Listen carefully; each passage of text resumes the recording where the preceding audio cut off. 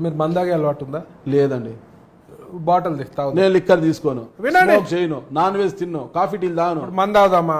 ఏమి తాను. ఎందుకు తాగండి ఒక పెగ్గు? నాకు అసలు అవసరం లేదు. ప్లీజ్ ఒక పెగ్గు బ్లూ లేబుల్ తెప్పిస్తా. మీ ఇష్టం, ఏ లేబుల్ తెప్పించినా నేను మీరు తాగుతూ చూసి ఆనందిస్తా.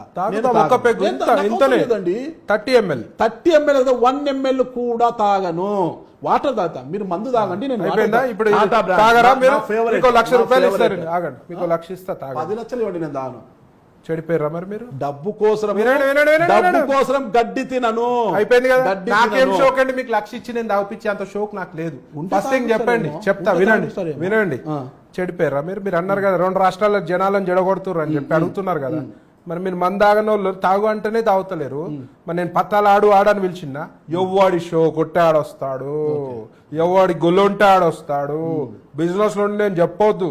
ఇవాళ నా మీద 150 ఆరోపణలు వస్తున్నాయి, జనాలను జడగొడుతుర్రని మీలాంటి వాళ్ళు అంటున్నందుకు చెప్తున్నా.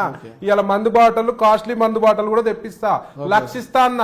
ఆయన మీరు తాగనన్నారు. మీకు ఇష్టం లేదు అది. వాళ్ళు వస్తుంటే నేను ఎందుకు వద్దంట?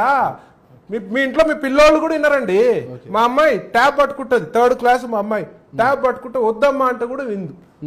పెద్దోళ్ళు, అందరికీ ఒక మెచ్యూరిటీ లెవెల్స్ ఉన్నోళ్ళు, వాళ్ళు వస్తే నన్ను ఎందుకు బ్లేమ్ చేస్తారు? షోకున్నోడు వస్తాడు, షోకు లేనోడు రాడు. షోకులంతా ఎవరు వాళ్ళు? అందరు మీరు రండి నాయంబడి గోవాకి. చిన్నోడు కూడా వస్తాడు, పెద్దోడు కూడా వస్తాడు. ఓకే. ఓ మీరు ఎంత తెలుగు రాష్ట్రాలను మీరు ఉద్ధరించినట్టు మాట్లాడుతున్నారు. వినండి నారాయణ గారు, మీరు తెలుగు రాష్ట్రాలను ఉద్ధరించినట్టు మాట్లాడుతున్నారు. నేను ఉద్ధరించలేదండి. మీరు ఏదో అంటున్నారు. ఫస్ట్ మీరు రేస్ కోర్స్ బంద్ చేపియండి. ఎందుకు బంద్ చేపిస్తలేరు? ₹1,00,000 ట్యాక్సులు వస్తున్నాయి గవర్నమెంట్ కి. ఆ ట్యాక్సులు కూడా సక్రమంగా కడుతురా లేదో మీరు చెక్ చేసుకోండి. నిందలు మోస్తున్నది మీరు కాబట్టి మీరు కోర్టుకు వెళ్ళండి. నాకు అవసరం మీద నిందలు వేశారు, రేస్ కోర్సులు బంద్ చేయండి, తెలంగాణ వ్యక్తిగత జీవితాన్ని హరించారు. నాకు అనవసరం. నేను ఎవరిని మీరు మహారాష్ట్ర ప్రజలు, మా 2 రాష్ట్రాల ప్రజల్ని జడగొడుతున్నారు. మరి ఆడ కూడా చెడిపోతున్నారు. పోయి ఆడ ఆపండి అని చెప్తున్నా, మీకు చెప్తున్నా.